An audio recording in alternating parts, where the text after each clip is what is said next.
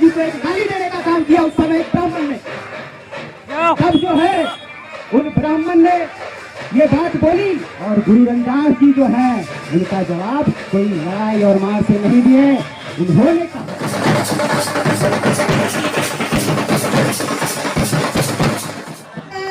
गुरु रविदास जी महाराज की जय, गुरु रविदास जी महाराज की जय।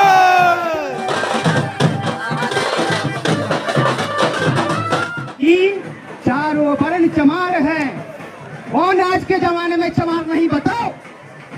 चमार का शब्द होता है चा से चमड़ा, मान से मांस, रा से रक्त। चा माँ में आकर माँ और रा ये शब्द मिलकर बनता है चमार। चा से चमड़ा, माँ से मांस और रा से रक्त। अगर ये तीनों मिलकर के ही चमार बनता है तो किस किस इंसान के अंदर ये तीनों चीज मौजूद नहीं है ये बताए। आज राजनीति करने नहीं आया हूँ मैं गुरु रविदास जी के बारे में ही बताना चाहता हूँ।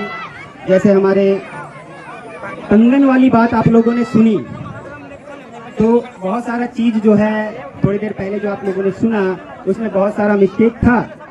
तो मिस्टेक को सुधारने के लिए समय बहुत ज्यादा चाहिए तो वो नहीं हो सकता। मैं दूसरा विषय पर गुरु रविदास जी की वाणी को रखता हूँ।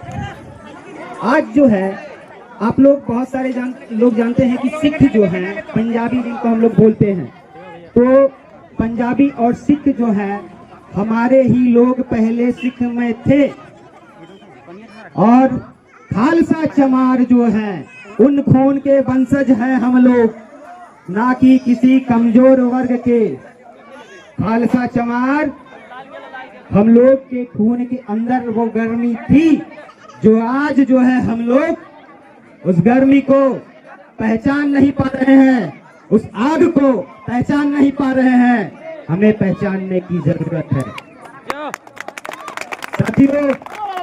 एक बार जब गुरु रविदास जी अपनी कुटिया में काम कर रहे थे, चमड़े का काम कर रहे थे, जूता बनाने का काम कर रहे थे, तो उधर से ही कुछ पंडित विद्वान लोग पार हो रहे थे गंगा स्नान के लिए। और सुबह सुबह का टाइम पे गुरु रविदास जी जब बैठे हुए थे कुटिया पर तो पंडितों को ऐसा लगा कि एक चमार का मुंह देख लेने से हमारा आज का दिन भ्रष्ट हो गया। तब पंडित बोलते हैं कि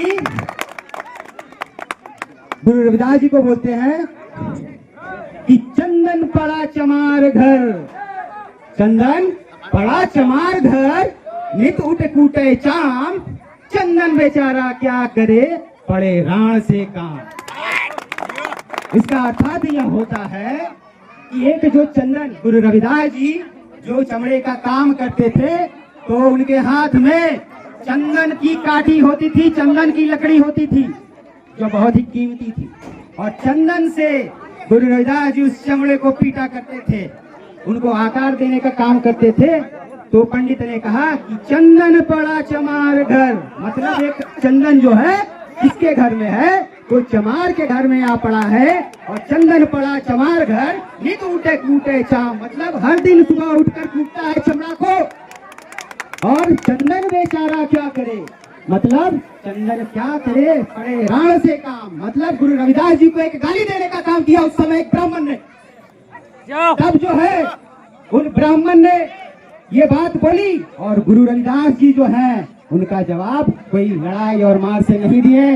उन्होंने कहा, गुरु रविदास जी ने कहा, बड़े बड़ाई बड़ जात के, रोम रोम अहंकार, और सतगुरु से परिचय नाही, चारों वर्ण चमार।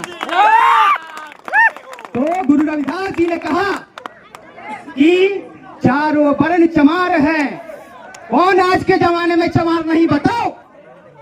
चमार का शब्द होता है चा से चमड़ा, मान से मांस, रा से रक्त। चा माँ में आकर माँ और रा ये शब्द मिलकर बनता है चमार।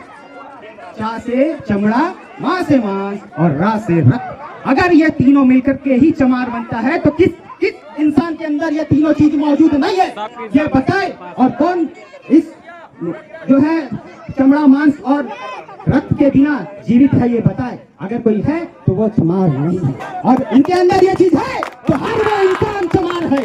तो बोलिए जय गुरु रविदास जी महाराज की जय, गुरु रविदास जी महाराज की जय, गुरु रविदास जी महाराज की जय। हमारा अपना रविदासिया धर्म साथियों बन चुका है। गुरु रविदास जी के हम लोग वंशज हैं और हमारे खून में वो गर्मी है कि हम लोग देश के लिए लड़ सकते हैं, मिट सकते हैं और मार भी सकते हैं।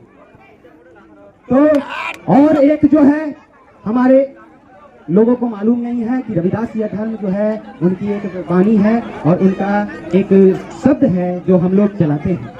तो जो बोले सो निर्भय सतगुरु रविदास महाराज की जय, बोले सो निर्भय सतगुरु रविदास जी महाराज की जय, सो निर्भय सतगुरु रविदास जी महाराज की जय।